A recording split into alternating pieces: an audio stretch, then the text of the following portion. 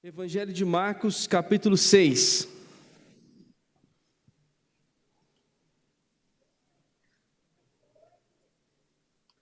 E é importante que você abra hoje a sua Bíblia. Então, se atende a isso, eu não vou projetar. Abra o seu celular, sua Bíblia, e a gente precisa fazer isso juntos. Que Deus fale em seu coração poderosamente. Amém? Amém, Arthur? Vamos ler? Evangelho de Marcos, capítulo 6, a partir do versículo 30. Marcos 6,30, diz assim: os apóstolos reuniram-se a Jesus e lhe relataram tudo o que tinham feito e ensinado. Havia muita gente indo e vindo ao ponto deles não terem tempo para comer. Jesus lhes disse: venham comigo para um lugar deserto e descansem um pouco. Então eles se afastaram num barco para um lugar deserto. Mas muitos dos que os viram retirar-se, tendo-os reconhecido, correram a pé de todas as cidades e chegaram lá antes deles. Quando Jesus saiu do barco e viu uma grande multidão, teve compaixão deles, porque eram como ovelhas sem pastor. Então começou a ensinar-lhes muitas coisas. Já era tarde, e por isso os seus discípulos aproximaram-se dele e disseram: este é um lugar deserto, e já é tarde. Manda embora o povo para que possa ir aos campos e povoados vizinhos comprar algo para comer. Ele, porém, respondeu: dêem vocês algo para que eles comam. Eles lhe disseram: isso exigiria de nós 200 denários. Devemos gastar tanto dinheiro em pão e dar-lhes de comer? Perguntou ele: quantos pães vocês têm? Verifiquem. Quando ficaram sabendo, disseram: 5 pães e 2 peixes. Então Jesus ordenou que fizessem todo o povo assentar-se em grupos na grama verde. Assim, eles se assentaram em grupos de 100 e de 50. Tomando os 5 pães e 2 peixes, e olhando para o céu, deu graças, partiu os pães, e em seguida entregou-os aos seus discípulos, para que os servissem ao povo. E também dividiu os 2 peixes entre todos eles, e todos comeram e ficaram satisfeitos. Amém. Comer e ficar satisfeito. Não tem coisa melhor para um gordinho isso. Vamos orar? Feche seus olhos um instante. Nessa oração, abra o seu coração. Fala para o Senhor para que Ele fale ao seu coração. Pai querido, fale ao nosso coração nessa noite. Essa é a Tua palavra e ela foi lida, Deus, falada a cada um de nós. Nós precisamos ouvir a Tua voz, ouvir tudo que o Senhor tem a falar conosco, porque somente a Tua palavra muda, molda, transforma, renova, refaz todas as coisas em nós. E nós cremos, Deus, de todo o nosso coração, que essa Tua palavra é poderosa para transformar qualquer que seja a situação, para renovar nossa vida e trazer-nos de volta ao Senhor. Em nome de Jesus. Amém. Quando eu leio esse texto, uma das coisas que mais me impressionam são os números. Já notou? Quando a gente olha, eu tenho certeza que aqui muitos de vocês já leram isso, tem algumas coisas que começam a me chamar a atenção. Então você começa a pensar na grandeza de Deus, no tamanho do milagre. Eu penso assim, fico perplexo. Falo assim, uau! Como pode, alimentar tanta gente? Mas a conta é um pouco maior do que isso, o que deixa o milagre ainda maior. É claro que com 5 pães e 2 peixes, alimentar 50 pessoas já seria um grande milagre. Só para um dado interessante, isso acontece em igreja às vezes, Junta ali 3, 4 panelas, alimenta a igreja inteira, não é verdade? Hambúrguer faz isso também, Junta lá, dá um monte de hambúrguer. E aí, quando eu olho para esse número, eu fico mais impressionado ainda, porque se você olhar bem detalhadamente, diz aqui que eles comeram. E se você olhar o versículo 43, tem algo interessante, que diz assim, olha para sua Bíblia: os discípulos recolheram 12 cestos cheios de pedaços de pão e peixe. E o 44 fala assim: os que comeram foram cerca de 5.000 homens. Vamos fazer uma conta por baixo. Cada judeu bonitão tinha uma esposa, Então, tudo bem, tem aqueles que são mais ou menos, que não conseguiam ter esposa, então vamos pensar que não eram 10 mil, mais ou menos uns 8 mil pessoas, cada um com sua esposa. Para o judeu, ter filho significar ter bênção de Deus. Então, o judeu tinha filho, tinha pelo menos 4, 5 filhos. Vamos pensar, então, 5 filhos para ficar mais fácil a conta aí. Então, eu tenho aí 8 mil pessoas, mais 5 mil filhos, mais ou menos, que eu tenho aí, 5 filhos, sei lá, vai dar aí umas 15 mil pessoas, 13 mil pessoas. Esse é o número. Contava-se somente os homens, mas tem as mulheres e crianças nesse lugar. São 13 mil pessoas, então os números me deixam doidos, perto daquilo que Jesus está fazendo com 5 pães e 2 peixes. Mas presta atenção nisso. Aqui a gente não dá para falar do número, porque ele é o menos importante na história. Você sabia disso? O mais importante na história são detalhes que têm tudo a ver com sua vida. E às vezes a gente olhando para os números, a gente tem a falsa impressão que o que eu estou olhando tem a ver com aquilo que Deus pode fazer. Uau, Deus vai trabalhar esse ano no extraordinário dele da minha vida, então eu vou multiplicar a minha conta. Deus, eu estou te dando meus 5 pães, 2 peixes, está lá minha poupança para que o Senhor então entregue 15 mil. E algumas pessoas pensam que Deus está trabalhando desse jeito, mas não é isso. Eu quero te mostrar isso. Se você ler um pouquinho antes, alguns versículos antes, você vai perceber que está vindo uma história. E a história começa assim: Jesus pega os seus discípulos, divide de 2 em 2 e envia esses discípulos para os lugares, para os povoados. Eles vão até os povoados, de 2 em 2. Lá eles têm uma missão a cumprir. Vocês vão orar pelos enfermos, curar esses enfermos, vão expulsar demônios, vão falar do evangelho, vão levar uma palavra de esperança, vão entrar nas casas, vão ficar nessas casas e vai ser o reino de Deus naquele lugar. Jesus está falando assim: tudo que vocês viram acontecendo na minha vida, agora eu estou convidando vocês para fazer na vida de outro, para que vocês possam aprender comigo aqui. Daqui a pouco eu vou embora, não vai ter mais essa boca não. Mas agora eu vou enviar vocês, e Jesus envia esses discípulos para lá. Além dos 12, vão outros discípulos também. Mas o mais interessante é que o texto começa a falar que eles voltam. E quando voltam, muita coisa começa a acontecer. No meio disso, conta-se a história da morte de João Batista. João Batista é aquele primo de Jesus que batizou ele lá no rio, e lá ele era um cara assim, muito diferenciado, né? No nosso dia a dia, fala que o cara é muito louco, né? Comia gafanhoto e mel silvestre e vestia com pele de camelo, é isso? E sabe por que ele era assim? Porque Deus havia chamado ele, tinha um propósito específico. Nesse momento que os discípulos saem para fazer missão e estão voltando, no meio desse negócio todo, dessa vontade de falar de Jesus para as pessoas, do reino dos céus chegando, eles se deparam com uma notícia assim, ó: João Batista, aquele que todo mundo conhecia, que achavam até que era Elias, morreu. Ele estava preso e agora pediram a cabeça dele, simplesmente foram lá e passaram a faca na cabeça dele, foi decapitado. Uma notícia que assusta um pouco. Aqueles que querem estar em missão olham para uma notícia dessa e falam assim: mas como pode? Ai, Jesus, onde está a minha segurança em fazer missão agora? Mostra assim para a gente já no comecinho que quando a gente é chamado para fazer missão, você tem que confiar plenamente em Deus, porque a sua vida está em jogo. E qualquer momento pode pedir sua cabeça. Foi o que aconteceu com João Batista. Eles voltam, relatam tudo isso a Jesus, e Jesus sente no fala, no olhar, na expressão deles, tudo está acontecendo. E a primeira reação de Jesus é assim: vocês estão cansados? Vão para um lugar deserto descansar um pouco. Ele compreende as nossas dificuldades, e Jesus convida esses discípulos: vão para um lugar descansar um pouco. Olha para tudo que vocês fizeram, então, e vão para um lugar para que vocês tenham um momento de descanso. Então, esses discípulos vindo emocionalmente abalados, fisicamente cansados, psicologicamente abalados também por conta dessa morte, por conta de como será essa vida, Jesus tem um convite e leva esses meninos para outro lugar. E esses homens entram no barco e atravessam o mar da Galileia e vão para um lugar que é deserto, longe dos povoados. No entanto, algo surpreendente está acontecendo nas entrelinhas. As pessoas começam a observar que Jesus está indo para outro lugar com os discípulos. E alguém ouviu e já comentou com alguém, já publicou no Instagram que Jesus está indo para o outro lado do deserto.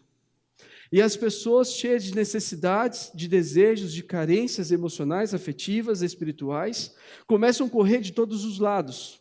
E o texto fala que elas correram tanto que elas chegaram antes de Jesus. Pensa no Mar da Galileia como algo bem redondo, assim, uma piscina bem grande, imensa. Eles saem do lado, passam por vários vilarejos, dificuldades, entram num período de deserto, num momento lá num lugar deserto, e chegam no lugar que Jesus também vai chegar. E Jesus chega nesse lugar. E a primeira coisa que acontece, que o texto conta para a gente, é que quando Jesus desembarca, então ele olha lá, havia uma multidão naquele lugar. E Jesus dá nome para essa multidão, ele fala assim, haviam muitas pessoas lá que estavam tão aflitas, tão desamparadas, tão abandonadas, que o sentimento era então de carência de verdade. Jesus olha e tem compaixão delas. E a compaixão é traduzida em atitude, porque ele começa a ver essas pessoas tendo compaixão delas e classificar. São como ovelhas sem pastor. Talvez você não entenda nada de ovelha, então eu vou dar uma dica para você. Uma ovelha no deserto é uma ovelha fadada à morte. Se uma ovelha cair no deserto sem um pastor para guiar ela onde ela vai comer, onde ela vai beber água, onde ela vai se abrigar, é uma ovelha destinada à morte. Jesus olha para aquela multidão, para aquelas pessoas, e ele vê ovelhas destinadas à morte. Pessoas que agora estão como ovelhas tão frágeis que vão certamente morrer. E esse momento é o que chama a minha atenção. Não é o número, não é o grande milagre, mas é a capacidade de Jesus de enxergar muitas vezes o que a gente não está enxergando. Às vezes você está se sentindo cansado também. Às vezes você caminhou bastante com Jesus, fez muita coisa. Chegou um momento que você até tomou uma decisão, eu vou dar um tempo, eu vou pensar a minha vida, eu vou repensar tudo que me envolve. A gente tem o direito de se sentir cansado, sim. Mas Jesus, ele enxerga aquilo que a gente não enxerga. Em primeiro lugar, ele enxerga isso e começa a mostrar com olhos de acolhimento, com gesto de acolhimento. E isso para a gente tem que fazer uma diferença enorme, porque nós, ao mesmo tempo, sendo discípulos de Jesus, estando em missão, muitas vezes somos também o povo que está chegando em Jesus. Nós somos essas pessoas que estão chegando em Jesus. Alguns dos seus discípulos, vendo aquilo lá, talvez pensaram assim, mas o que a gente vai fazer com isso? E a atitude de Jesus é, vamos conversar sobre a vida. Vamos falar de esperança sobre o reino dos céus. Vamos começar a mostrar a esperança para essas pessoas. Eles estavam cansados, indo para o lugar para descansar, e Jesus chama eles de volta para a missão, fala assim, eu preciso de você agora de novo. Levanta e vem para a batalha de novo. Levanta e vamos atender essas pessoas novamente. Mas tem mais uma coisa acontecendo. Além da carência emocional, espiritual, tudo o que eles estão sentindo naquele momento, a necessidade era urgente, porque eram como ovelhas sem pastor, como ovelhas destinadas à morte naquele lugar. Jesus fala assim, nós somos os pastores, temos que dar vida a essas ovelhas. Temos que cuidar. Uma grande multidão chega a Jesus e a sensação que ele tem é, eles estão como ovelhas sem pastor. Esse é o momento que os discípulos então compartilham novamente de tudo que Jesus ensinou para eles. Oram pelas pessoas, falam do reino, curam as pessoas, ajudam as pessoas, eles passam o dia fazendo isso. E vai chegando no final do dia, um outro grande problema acontece, que é o foco desse grande detalhe, desse grande texto. O que eu quero te mostrar em detalhe é que quando Marcos, ou João Marcos, que escreveu essa história, a única razão dele registrar isso é para que as pessoas que estavam 30 anos depois da morte de Jesus, lendo isso, pudessem perceber o quanto Jesus era detalhista, o quanto Jesus enxergava pequenos detalhes da nossa vida. Às vezes detalhes que a gente mesmo não está percebendo. Eu quero te dar uma dica já de cara. Entenda uma coisa. Faça como a multidão.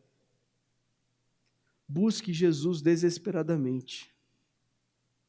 Se você já esteve com Jesus no momento da sua vida e você precisa de novo se encontrar com Ele, atravesse os povoados, enfrente o deserto, vá até Ele, porque certamente Ele vai te acolher, porque Ele quer levar você para onde Ele está. Ele quer que você esteja onde Ele está. Ele vai olhar para você e vai te dar vida, vai cuidar de você. Essa é uma das grandes lições que eu já aprendo nesse texto. Em seguida, o dia acaba e as pessoas começam a então sentir necessidades. Você precisa comer. E alguns dos seus discípulos então chegam e falam para Jesus, Jesus, está ficando tarde. Esse pessoal mora longe. Aqui não tem nada perto. Então, pega esse povo, toda essa multidão, manda eles embora, para que eles possam comprar comida. Porque aqui não dá para a gente fazer. Jesus responde para eles, mas deem vocês o que eles devem comer. Deem vocês comida para eles. Você não acha que parece que Jesus estava sendo irônico? De jeito nenhum. Não é ironia. O que Jesus está fazendo é mostrando um contraponto interessantíssimo. Jesus ele não enxerga as pessoas como o povo com fome. Ele falou, ovelhas sem pastor. Mas muitos dos seus discípulos enxergavam como o povo com fome. Percebeu? Jesus ele nunca enxerga a gente como o povo com fome, mas como ovelhas necessitadas. Seus discípulos enxergaram o povo com fome. E o texto fala então que, nesse momento, versículo 35, já era tarde. Por isso seus discípulos aproximaram-se dele e disseram, este é um lugar deserto, já é tarde, manda embora esse povo, que possam ir aos campos e povoados vizinhos para comprar algo para comer. E o 37 ele fala assim, deem vocês algo para eles comerem. Isso exigiria de nós 200 denários, mais ou menos 400 dias trabalhado. É muito dinheiro. Como pode, Jesus, a gente vai gastar tanto dinheiro? Ele fala assim, ainda devemos gastar tanto dinheiro para dar-lhes o que comer? A gente deve mesmo pegar tanto dinheiro assim para dar para comer esse povo? Essa é uma grande crise que a gente vive até hoje. É uma grande crise que a gente enfrenta até hoje. Como a gente vai fazer com que problemas grandes se resolvam? Às vezes é investindo muito dinheiro, às vezes é algo que a gente não imagina como pode acontecer. E eles falam assim, como vai fazer isso? Exige tanto dinheiro que a gente nem tem. Não dá para pagar para todo mundo. Sabe aquela sensação? Que eles esperavam isso, é claro. Talvez alguém estava pensando, vai levantar alguém aqui e falar assim, deixa comigo, gente, eu banco a pizza hoje. Né? Igual acontece na igreja, vai acabar o culto hoje, o irmão abençoado vai levantar a mão e falar assim, hoje a pizza é por minha conta, viu galera? Pode ir, amém? Quem falou amém? Deixa eu ver. Você, Larissa? Quem falou amém? Foi você, Robson? Foi você, Mara? Foi você? É bom saber, viu gente? Por conta da Mara. Às vezes a gente pode pensar isso. Talvez exista um irmão abençoado lá. Pensa aquele irmão que está lá só para ver o auê, mas Deus deu muito para ele e estava lá no meio. E aí um discípulo abençoado falou assim, isso vai exigir muito dinheiro, Jesus. Vamos ver aqui entre os irmãos, alguém, irmão aqui, empresário, dono de iates, né? Que mais? Aquele negócio de cuida de cavalo, aras. Alguém aqui pode ajudar a gente com 200 denários? 150 denários? 100 denários? Quase como a gente faz na reforma da igreja. Mas não. Quando Jesus fala assim, vocês precisam dar isso. É a crise que a gente enfrenta também. Tem problemas grandes que Jesus fala assim, você precisa resolver isso. Às vezes é uma grande crise que gerou no seu casamento. Você fala assim, Jesus, vou gastar muito dinheiro para resolver isso. Você precisa resolver isso. Às vezes é uma grande crise que você está vivendo na sua vida de uma maneira que você não sabe nem como sair. Fala assim, Jesus, eu não tenho como resolver isso. Você precisa resolver isso. E aí eles falam isso, Jesus tem agora a grande ideia. Ele fala assim, ok, quanto a gente tem? 5 pães e 2 peixes. Pega lá. Ele pega, levanta, ora, agradece a Deus e fala assim, vamos dividir esse povo aí em grupos de 100 e de 50. Nesse momento eu começo a pensar nas paráfrases que surgiriam na Bíblia se eu estivesse escrevendo. Sabe o que aconteceu nesse momento? Aqueles irmãos palpiteiros começaram a falar assim, o que Jesus está fazendo? Ih, vai fazer um rolo aqui, gente, não vai dar certo esse negócio não. Pensa que Jesus está separando o povo e está fazendo uma panelinha lá, panelinha de 100, panelinha de 50, Jesus está fazendo panela. Tem esses palpiteiros na igreja, não tem? Lá também tinha, certamente. Você acha que foi assim, gente, grupos de 150, não, demorou muito. 15 mil pessoas se dividindo em grupos de 150, diversos grupos. Essas pessoas começaram a se arrumar, a se sentar e dividir, e cada discípulo foi para um grupo lá tentar arrumar, eu estou cuidando de 7 grupos aqui ou mais aqui, e essas pessoas se organizando sem ter noção do que ia acontecer. Exatamente como acontece hoje. Deus pode estar fazendo algo que você não tem noção do que é, mas Ele que está fazendo. E às vezes você olha, está tudo uma bagunça, gente não para lá, mas tem 53 aqui, vai para lá, tem que ter 50. Tem 104, vem para cá. Junta com esse. Tem que arrumar. E dá um jeito de chegar a um ponto que Jesus queria. É isso aqui, os grupos estão formados. Montou os grupos, está resolvido. E agora, Jesus? Nós montamos o grupo. Jesus então pega, dá graças ao Pai, coloca esses alimentos no cesto e sai dividindo toda a comida. Vamos ler o texto que acontece? Olha aí na sua Bíblia. Versículo 41. Tomando os 5 pães e os 2 peixes, e olhando para o céu, deu graças e partiu os pães. Em seguida, entregou-os aos seus discípulos, para que servissem ao povo. E também dividiu os 2 peixes entre todos. Todos comeram, até ficarem satisfeitos. Eu poderia falar uma frase clássica para você desse texto. Com Jesus, o pouco é muito. Mas eu devo te dizer que você precisa ter 3 atitudes quando você se depara com Jesus fazendo algo na sua vida. Primeiro, olhe para aquilo que os discípulos estavam fazendo, tendo a mesma atitude. Pense com você em primeiro lugar.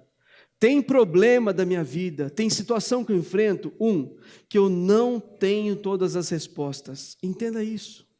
Surgirão coisas na sua vida que você não vai ter todas as respostas. Que você não vai ter noção de qual é o plano de Jesus. Que Ele está trabalhando, parece que está tudo uma bagunça, mas você precisa então entender que você não tem todas as respostas. Surgem problemas na nossa vida e a gente está doido para procurar respostas e soluções. E muitas vezes as soluções que a gente acha, sabe qual é? Transforma o povo de Deus, ou seja, transforma as ovelhas de Jesus que estão carentes dele em povo e manda embora. Resolve do seu jeito. A gente faz isso. Quando a gente não sabe as respostas, a gente tenta inventar fazendo isso. Jesus, manda esse povo com fome embora, Biorna. Manda esse povo esfomeado embora. Vou piorar. Manda esse povo morto de fome, esfomeadíssimo embora. Mas não tem nada com eles. Mas esse povo eram as ovelhas de Jesus. Quando nós não temos resposta para os problemas, a gente precisa pensar em primeiro lugar, eu não tenho mesmo todas as respostas, você não precisa ter. Pessoas se cobram e tentam resolver da pior forma possível a sua vida. Olham para dentro de você, olham para o caos que está e começam a pensar que, de fato, eu não tenho todas as respostas. Olhe para a sua vida. Talvez você esteja vivendo hoje uma situação que você não tem todas as respostas. Esses discípulos não tinham resposta. Em segundo lugar, uma coisa que me depara quando olho para tudo isso é que eu tenho que aprender que eu não tenho todas as respostas, que eu preciso confiar em Jesus. Em segundo lugar, eu preciso confiar em Jesus. Quando Jesus está trabalhando em algo que eu não sei o que é, e algo que eu não tenho noção do que é, eu preciso entender que Ele está fazendo algo, e eu não sei o que é. Isso significa que eu não ter todas as respostas exige de mim confiar em Jesus, para que Ele faça algo. É exatamente esse momento. E também dividiu os 2 peixes entre todos eles. Todos comeram e ficaram como? Como os gordinhos ficam depois? E os magrinhos também? E as mulheres também? E o pastor seminarista? Nem tanto. Diz que a classe que mais come na igreja é pastor e seminarista. É mentira. É um protesto aqui que eu faço. Não é verdade. Pode me chamar para ir na sua casa para você ver como não é verdade isso. Me chama para eu provar para você. E sabe por que esse texto traz a gente pensar isso? Porque quando eu não tenho todas as respostas, isso exige de mim confiar em Jesus, que Ele está fazendo algo. Naquela noite, tarde, fim de tarde, esses discípulos precisavam entender isso. Que não existe povo quando Jesus está presente. Existe ovelha necessitada. Existe ovelha que morre no deserto se não for acolhida. Existe o povo de Deus que está clamando por esperança. E nós temos a resposta para eles. Mas muitas vezes você não vai ter resposta alguma nem para a sua vida. Sabe aquela oração que você está fazendo há um tempo já, e parece que nem Deus quer responder sua oração de jeito nenhum? Eu perguntei como está, não tem nem resposta. Como está seu casamento? Não tem nem resposta. Como está seus filhos? Não tem nem resposta. Como está? A resposta clássica que a gente dá, está bem.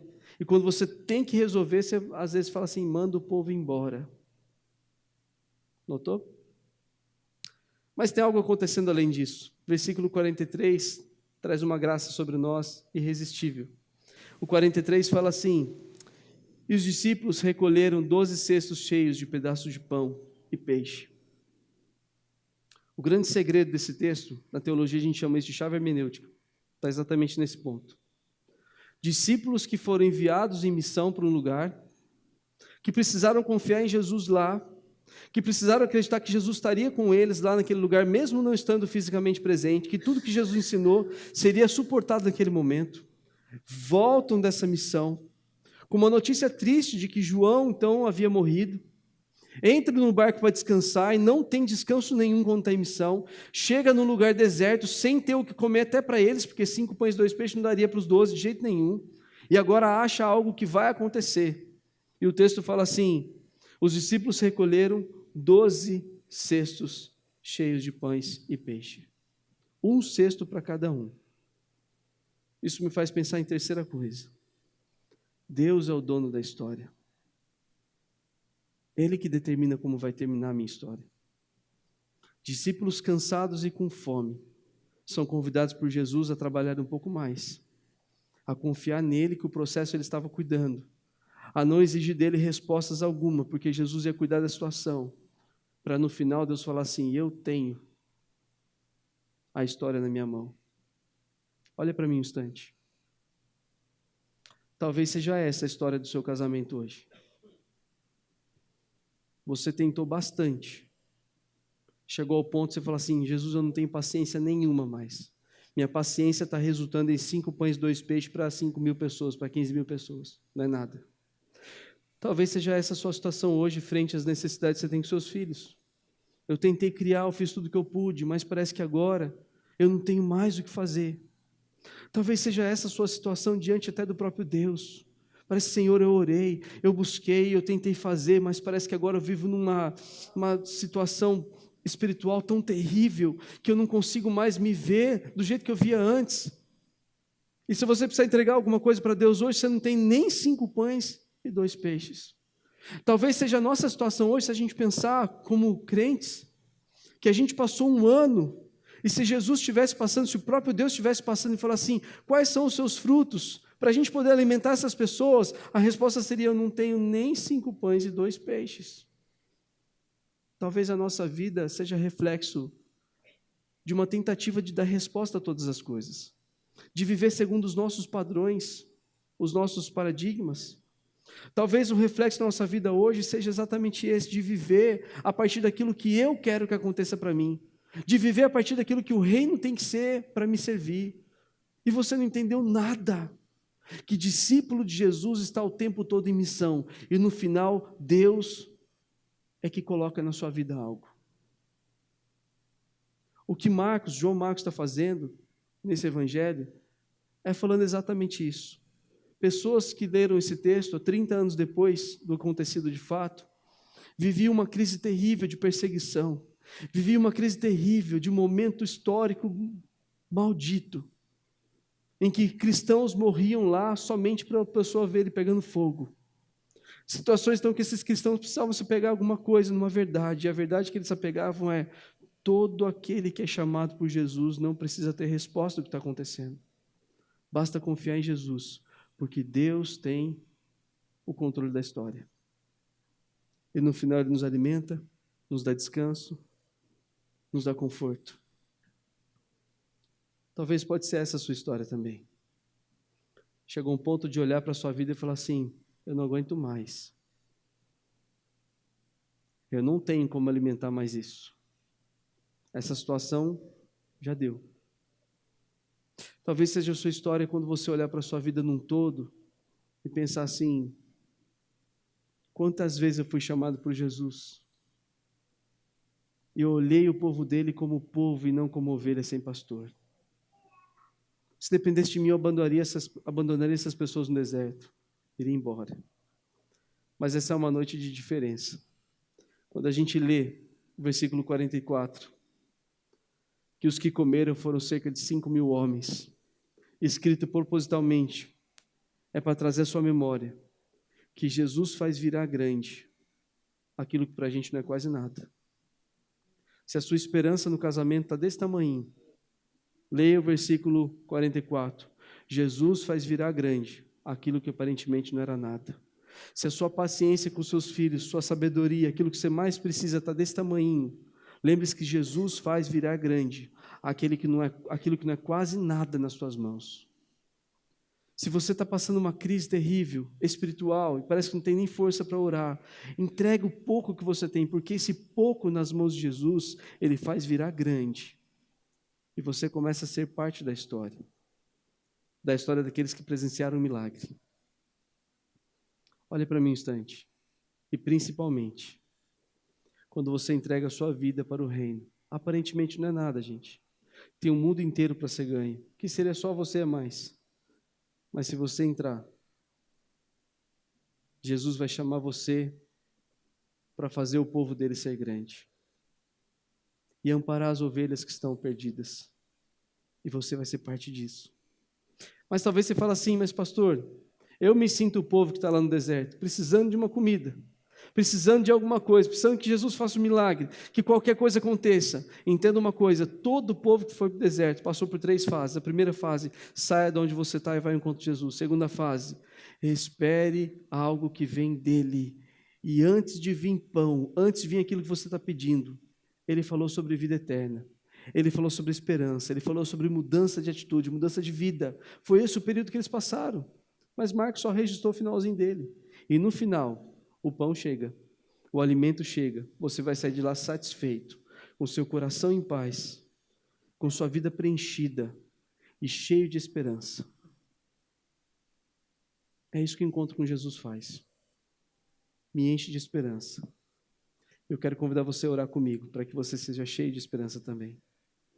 Feche seus olhos um instante.